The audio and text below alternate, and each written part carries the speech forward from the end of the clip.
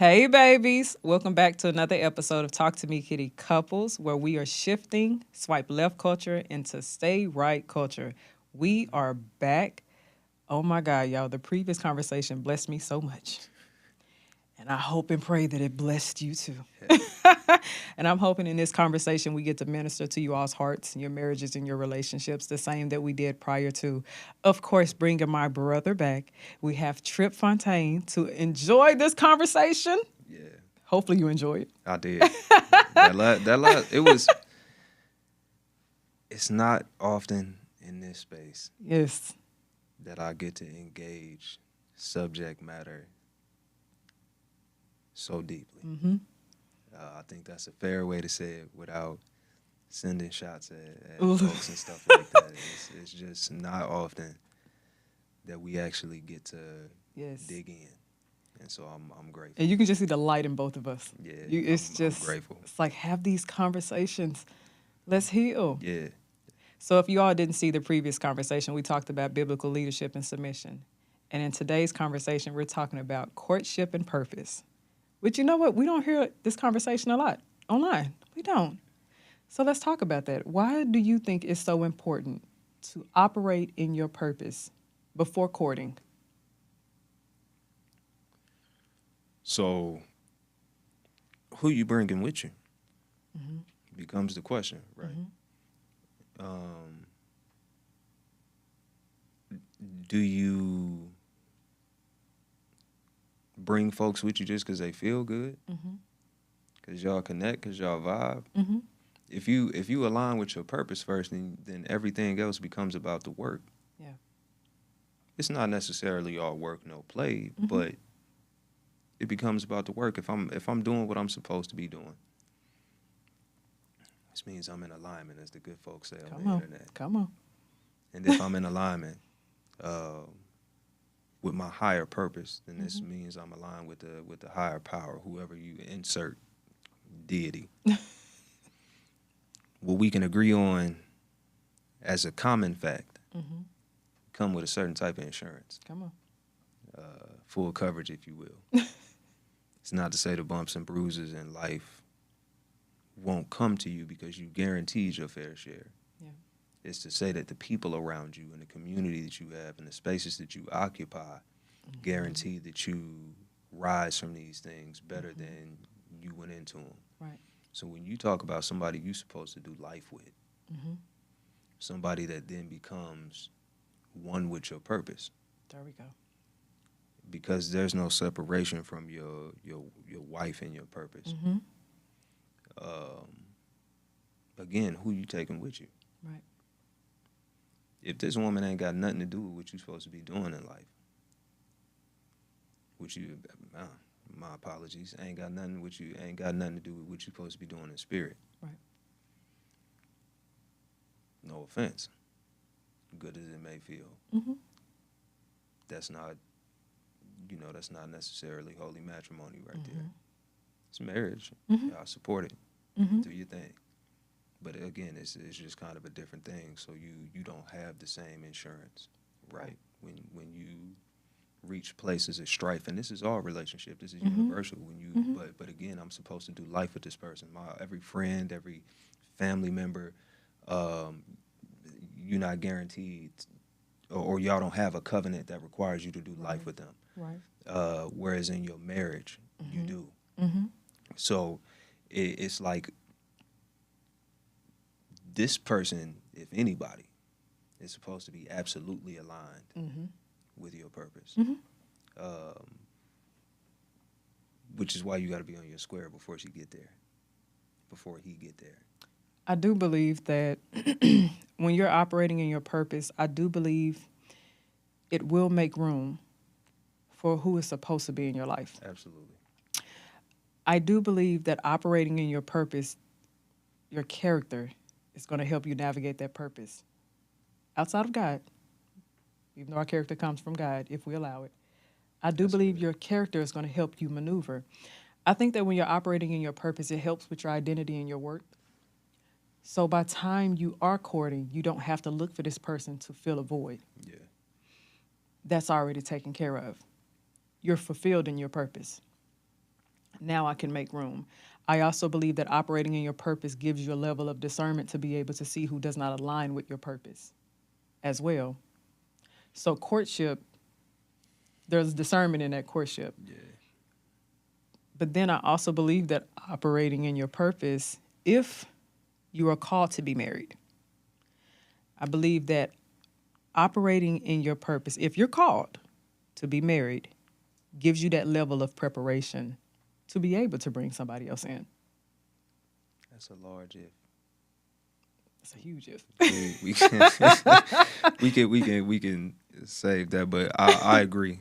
Again, when we talk about alignment, I think we make purpose. First of all, we make purpose big in the wrong way. Mm-hmm. We make it like this one thing, like this the one thing I'm supposed to be doing in life. Like I gotta. For me, when I was young, I gotta rap. They're gonna get these bars. I'm gonna change the world. That's what it's gonna be. Right. And what it really was look what I can express through you who stutter. Mm-hmm. You who was afraid to speak publicly. Look what I can stir through you, whether it's through poetry, whether it's through oration, whether it's through essays. Look, this it's not about you. The reason you able to maneuver in the spaces you maneuver is because I'm working through you. Right. And that, again, that type of alignment, the people that get put around you is because this about me, not you. Mm-hmm. You edify me when you use that. You bring people closer to me when you use that to serve the people. There you go. So I'm going to put you in position I need you to be in. There you go. I'm going to put you in the space I need you to be in. I'm going to put you in the company I need you to be in to complete my work because you allowing it, because you've aligned yourself with it, because you obedient. Cool. This is who you need. You may not even know it yet, fam. I know it may be a little awkward. These ain't the type of people you would usually hang with. But my work requires those people right there. That little ragtag team you got, that's who my work requires. And I know you feel like you need more people. I know you feel like you need more space, but believe me, I got the rest type of thing. You know, so again, when it comes to your partner, it's that same type of you be attracted to her, right? Yeah. But how does she feel you? How does she aid your work? Mm-hmm. How does she contribute because if you aligned when you come across her, this is before courtship because this is where it starts. Yeah. When you come across her, it's going to be doing what she's supposed to be doing. Mm-hmm. Which means what she is supposed to be doing will have already been in alignment with what you supposed to be doing. Okay. There won't have to be at a spiritual level a figuring out of certain things. No, okay. Ooh. Because we're gonna already be in congruence. Oh. I think that's what I was trying to get around to. My fault. I had to chew on it for a minute, No, it's y'all. okay. You got us there. It again, I think we make purpose big in the wrong way, where it's like this one thing I'm supposed to be doing, as opposed to this one thing that I'm supposed to be doing it for. Yes. So if I'm doing it for whoever assigned me these gifts and this purpose, meets woman who is also contributing to the world via gifts and purpose. Sound like we both in alignment. There it is. We both ended up in this space for a very real reason. We're both attracted to each other for a very real reason. So even though I like you, I like your flesh, you fine. It's a lot more going on here, and that's why it feels different, right? And the spark, that's the if you not rooted in nothing, if you ain't got no fire burning in yourself, the spark that you looking for, it doesn't happen. God, I'm so glad that we get to talk biblical. Nah, for sure, for sure. So the conversation is it should be two healed people. Yeah. Nah. It should be two whole people. For sure. Who come together. When you get to that courtship, It is two whole people operating in their purpose that brings them together. Mm-hmm. Both have to be operating in their purpose. Whole does not mean that you still don't have things that you have to go through. I can still have my trials that I'm going through, but still be operating in my purpose. The word says, seek first thy kingdom. In my purpose, that's what I am doing. In my purpose, I am honoring and I am glorifying God. Yep. He is making room for me in whatever spaces it is that I needs to be in, whatever spaces it is. And I think that is so important. I think that people I think they confuse dating and courting. Mm-hmm. I think they confuse the two. They do. Once you get to that place of courtships, intentionality changes. I'm not even going to say it changes. Intentionality is different. Can I send a shot real quick? Because you said the word. I don't know if y'all dating with as much intent as you think if you're not rooted in your purpose. Ooh. Ooh. I don't, man, woman, I don't care how you identify. I don't know if it's as much intent outside if you're not rooted in your purpose on the inside. You might be intended on getting married. That ain't no recipe for success right there. I'ma just, you can go ahead though. Ooh. You know, a lot of dating, a lot of dating is coming from an individualistic standpoint. A lot of dating is just about how I can serve my own needs, how I can fulfill my desires. Courtship is a whole different ballgame because the mindset has shifted and changed. When you operate in your purpose, your mindset has changed. Thank God for that, but it has changed. You are intentional about every step that you take. Yep. Your steps are ordained. You are intentional. You are mindful of your selection process. You are mindful of the people who are around you. In dating, I'm looking for ways to serve myself. Yeah. In my purpose, I have ways of serving other people. That's when you know you're ready. Your purpose will make room for that. But you have to make sure that God is the center of your purpose and prioritizing God so you don't get to this place of idolizing relationships and marriage. Sometimes in dating, you idolize. In courtship, when you have put God ahead of you and you understand that God is a priority and serving others is a priority, and I am showing all of the qualities and characteristics that I should have in order to be able to court in my purpose, I'm not idolizing it. It's going to come.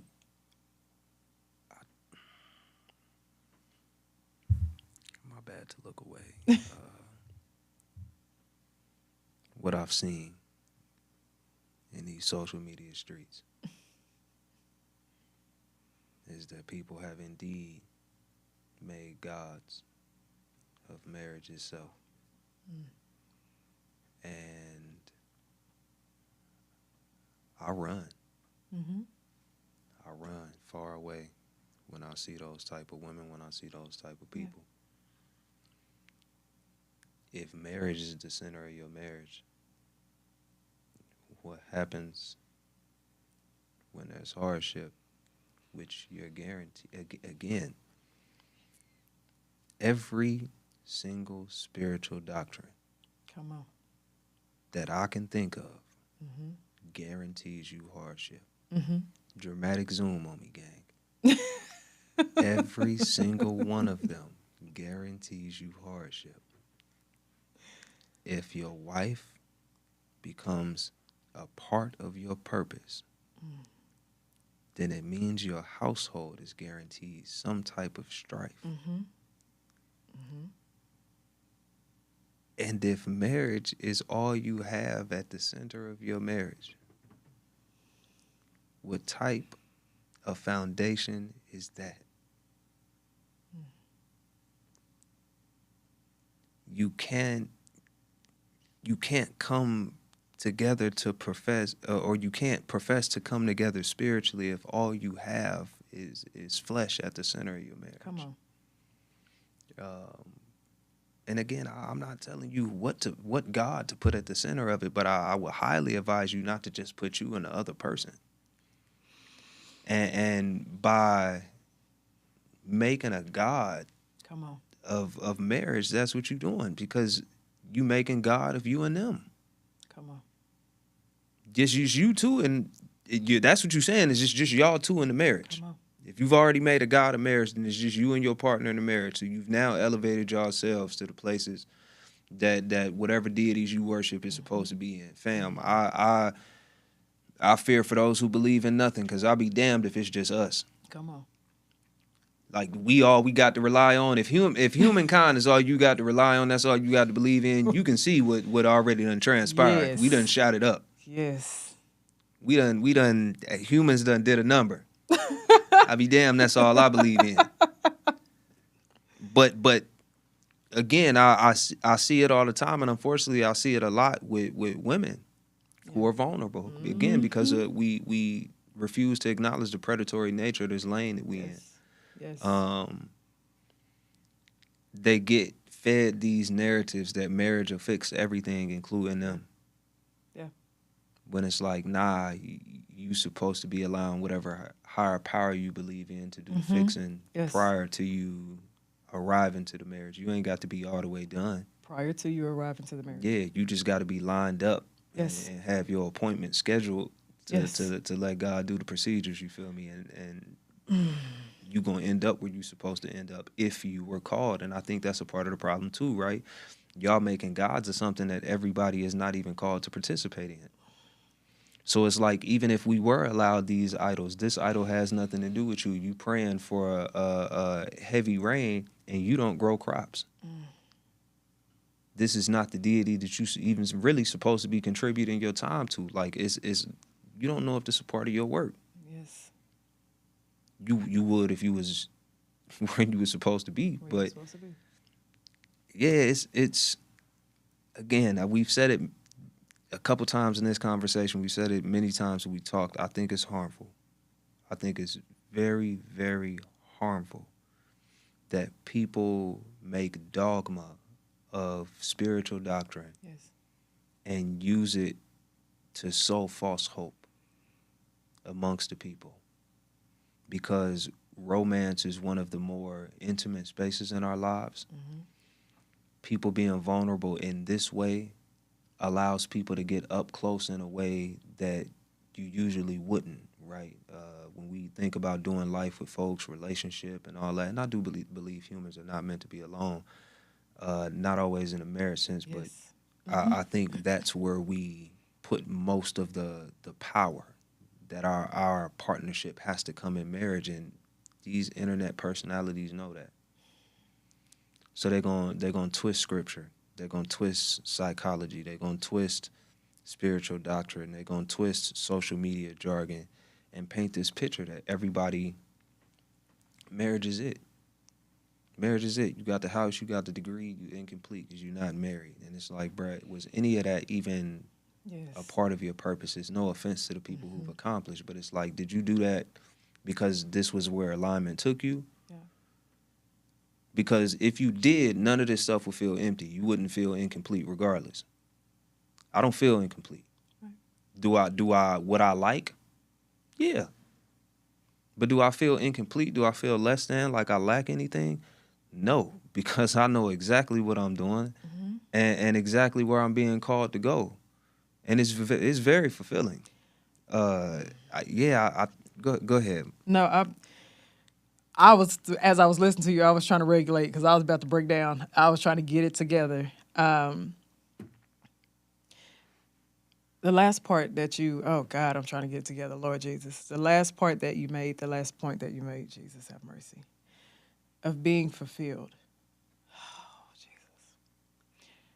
Oh, I'm sorry, y'all. Okay.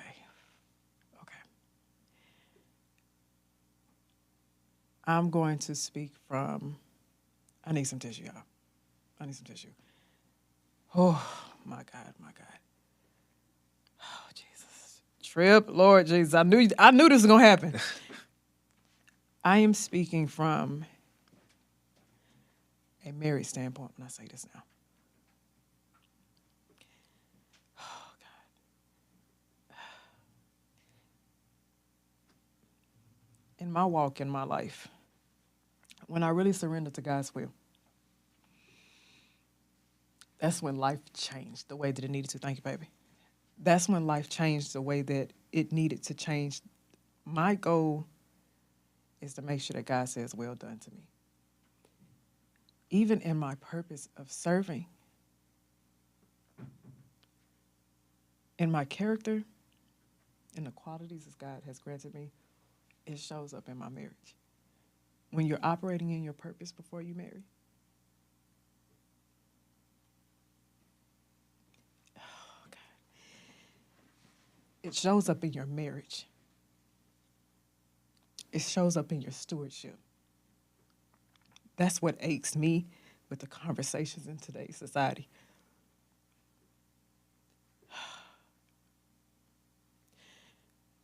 In my stewardship and my communication with my husband, I know my words can make or break him. In operating in my purpose before, I knew that in serving the community, my words can make or break somebody. So when I speak to edify. Yeah. And it shows up between me and my husband because no matter what the conflict, no matter what the problem is, when I'm communicating, it's not to tear him down. In my stewardship, in my role as a wife submitting to my husband, it's to be his support. It's to be his strength because he won't always have strength. And I think that's the poison in today's society is making it seem like men always have to be strong. They're not always going to be strong. It's not always easy to lead. It's not in stewardship, in our finances, in our resources, being able to give back, to bless people with the things that God has blessed us with, in stewardship of our family, of our children. Our children need to see love and forgiveness, and those are all the things that I went through even in my purpose, which is what made room for my marriage. There you go. So when I hear the conversation in today's time, it's hurtful, and that's why I say I started to witness the destruction of the unity of marriage, the union, and I was upset. I'm like, we're not doing this. That's what the enemy wants to do. We're not doing this. And I think people need to understand when you are operating in your purpose, you are humble, you're understanding, you're loving, you're gracious, you're kind. Mm-hmm. And you understand the point of serving. Can I put a more specific word? Mm-hmm. Two words I would offer. When you submit to your purpose, and when you obedient to it, not just operating in it. Because I think some folks absolutely take advantage. You're right. Of what we've been given. Mm-hmm. And end up cheating the process.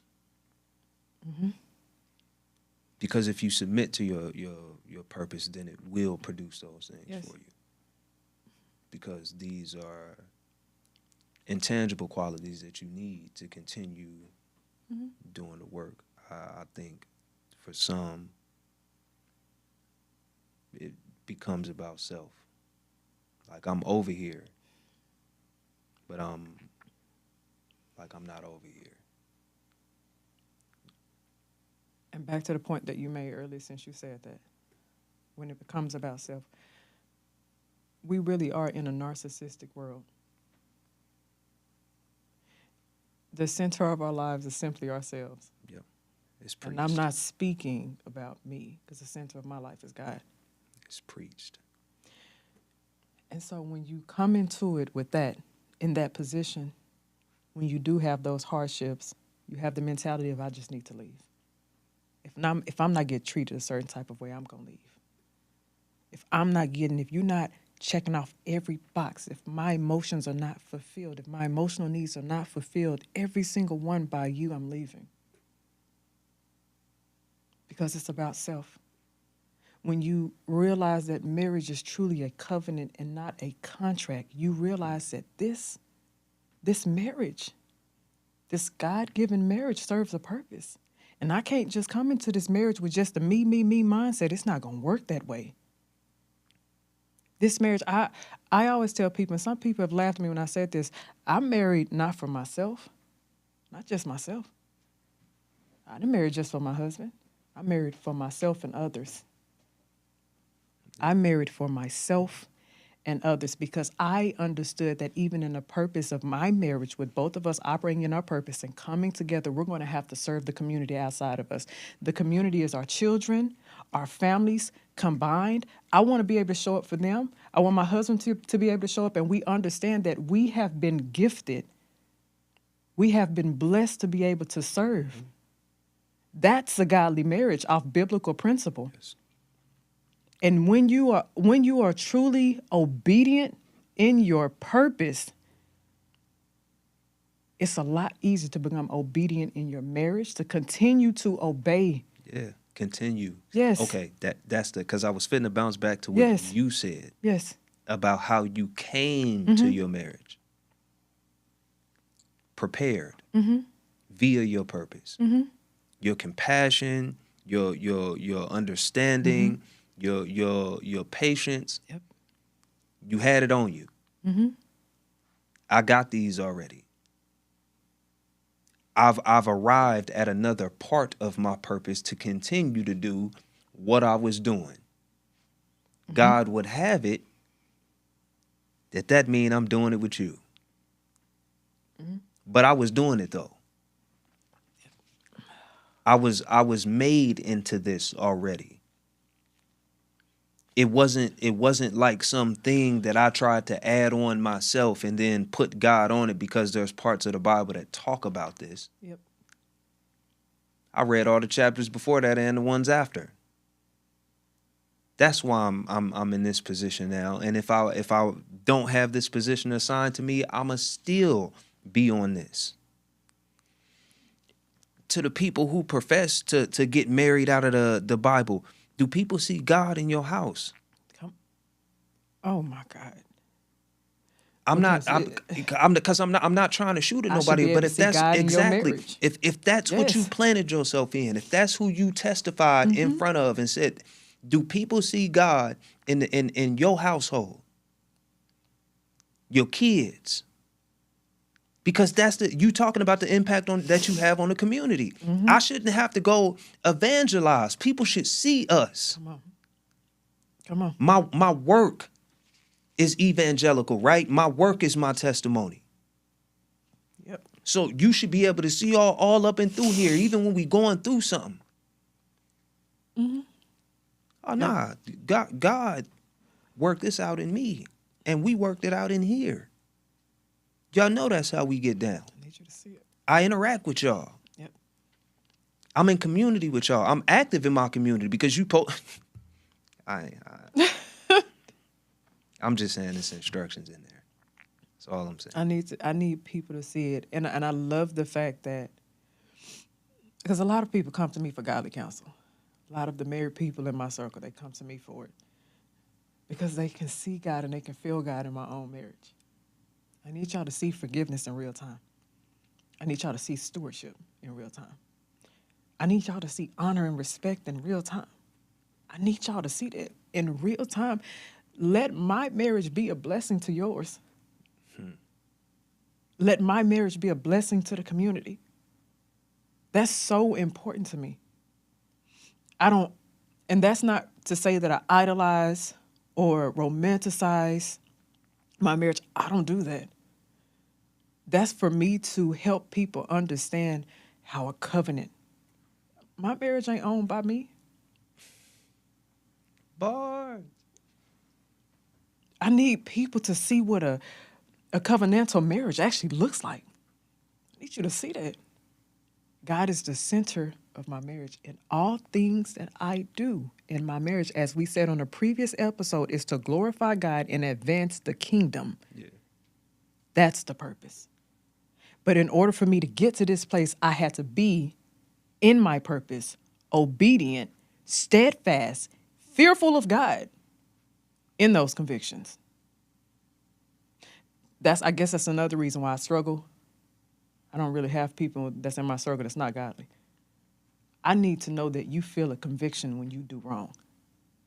I don't want to know that you believe God. Do you fear God? Yeah, it's a different thing. There is a difference. Do you fear him? Because in my walk of my life, when I used to move around like I was just invincible, oh, life was whooping me down. It was. Hands and feet. Okay? But when I really submitted to my calling, and it was not easy, I'm in my calling right now. And my constant prayer is to be able to serve. When I finally submitted, I said, I'm not going to fight against this. Lord, I surrender. He made room with the gifts that he gave me. He also made room for my husband. Somebody who'd been in my life for over 13 years, never tried anything. That was my husband the whole time. And he finally made room for both of us to be positioned. I know my fault to break the fourth wall. I know we getting the rap signal. But two quick things before we make our way up out of here. One, if you have not done episodes on stewardship. Mm-hmm. Somebody told me that same thing. Just because it's such an important word that I have not heard in our shared spaces yet. Yeah. And the talk of marriage without the word. Because the talk of servitude without the word. Yep. Coming or going from the leader or that has to be a quality. And then the second thing, I'll make sure we have more conversations. Oh, no. You're not going to do that. I'll leave it. Trip, you weren't supposed to have me break down today. But I'm glad the Spirit used you. It continues to remind me that I'm doing what I'm supposed to do. Same. And this conversation was needed even between me and you. Because, I have high respect for you. Same. It's mutual. And I do believe that we are truly a voice in our community and people will listen to us. I do believe so. And I do believe with the words, because I've seen it, with our words and our passion and God, we've been able to heal a lot of people and help a lot of people. Yeah, it's a blessing. That is a huge blessing. And I don't carry that one lightly. At all. I thank God for that. And I do believe we'll be rewarded for those things for sure. Amen to that. I thank you again for this conversation. Appreciate you having me. And I really believe that you have just ministered to the hearts of people, relationships and marriages. And thank you for continuing to be a leader in our community.